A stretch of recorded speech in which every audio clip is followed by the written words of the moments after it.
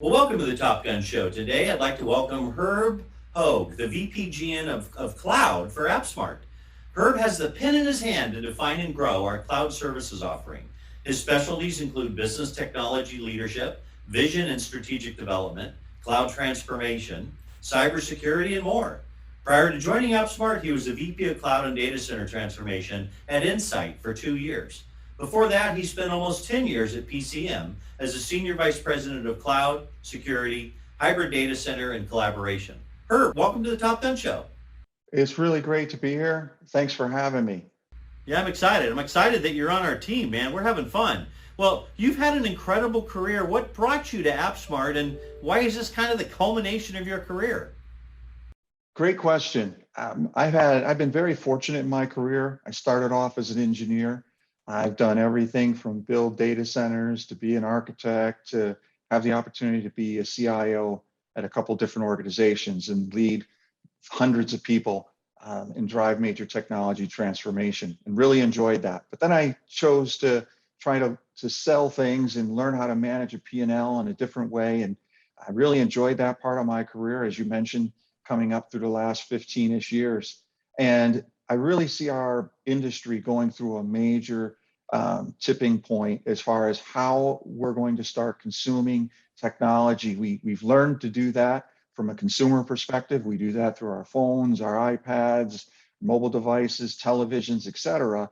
But we haven't quite gotten to that point in the professional world yet. And AppSmart I see as being one of the leading technology platform companies that are driving that innovation and change. And I think that's really the next transformational component of our industry. So I'm really excited to be a part of it and looking forward to trying to help to grow and differentiate us in the marketplace. Great answer. Great answer, Herb. Well, when you and I met to discuss your appearance on the Top Gun Show, you talked a little bit about the Jedi Project and why it's so important to every single buyer that's watching the Top Gun Show right now. Why don't you elaborate on that a little bit?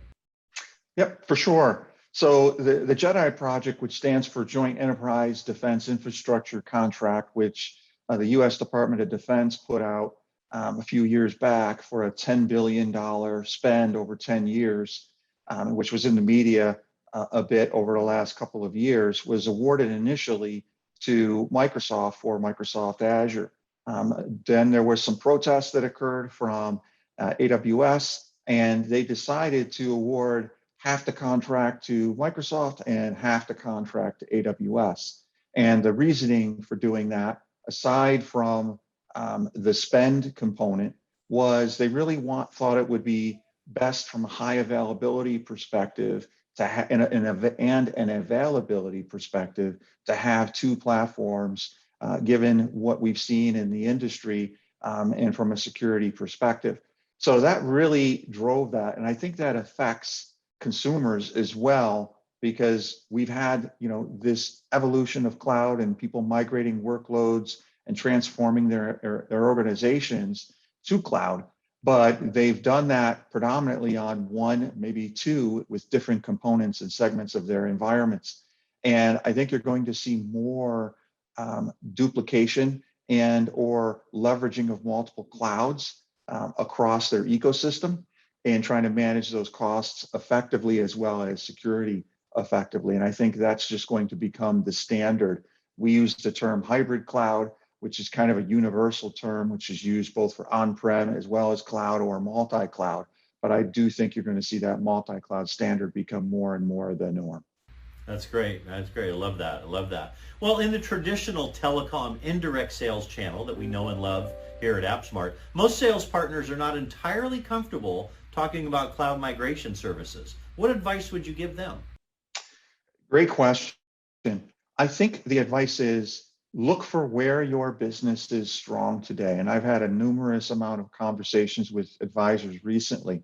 If your strength is on connectivity, then look for products and services that are going to expand your footprint with connectivity, such as security, IP layer security around your connectivity and data customers that are consuming that, because that's in your wheelhouse or realm of relevance to those particular customers.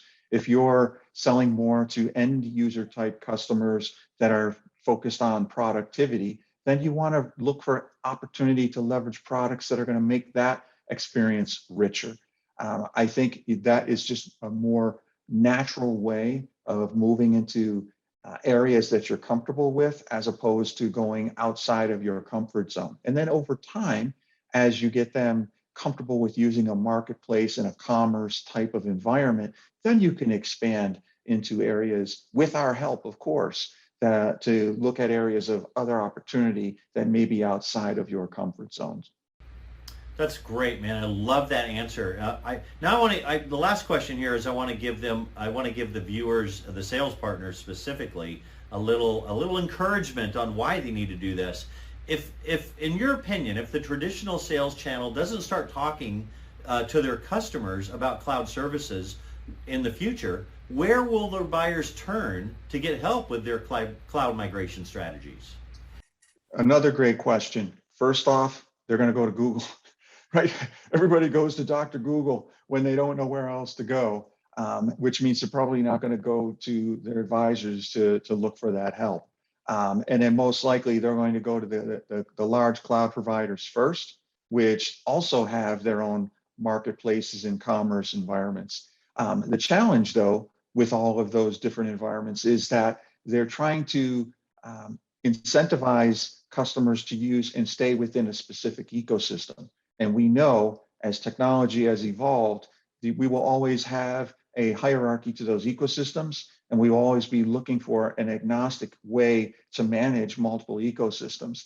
And they really want to be the facilitator of driving and helping them manage that intelligent composable business that we're now in, right? Today, you look at a business, whatever that core is that they're selling, making, or service that they're providing, and all the components that you would add on, ERP system, financial system, productivity, et cetera. And those are just composable components of how you perform business today.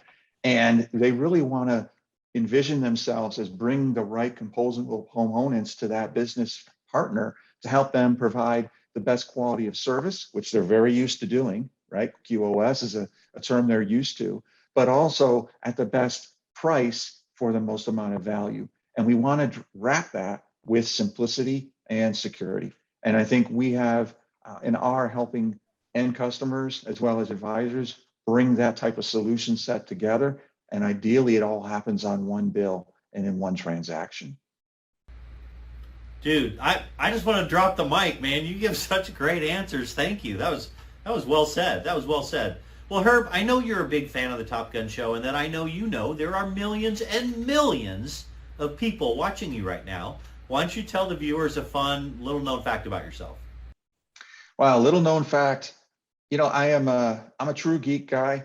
I love technology. I collect. I used to collect comic books, and I now collect a lot of comic book art. I really enjoy that medium. And you know, sometimes you grow up with something, and you know, my long-term idol from doing that was Tony Stark. And I just love to be the gadget guy. And if anyone needs help, you know, speaking with end customers or understanding how to leverage cloud across their business, I'm more than happy to help facilitate and drive those conversations at any time. I'm nowhere near as cool as Tony Stark, but I'll do my best. Well, you're pretty darn close, man. I think with your background and you're on our team. I think that's the best part of the whole thing. Man, I want to thank you so much for taking time out of your busy schedule to be on the show and talk to the viewers. Thank you so much. I'm just thrilled to be working with you. Well, I'm excited to be here. I'm looking forward to making big things happen. And the future's very bright for where we're going. Right on, Gadget Guy. Thank you so much, and thanks for watching, everybody.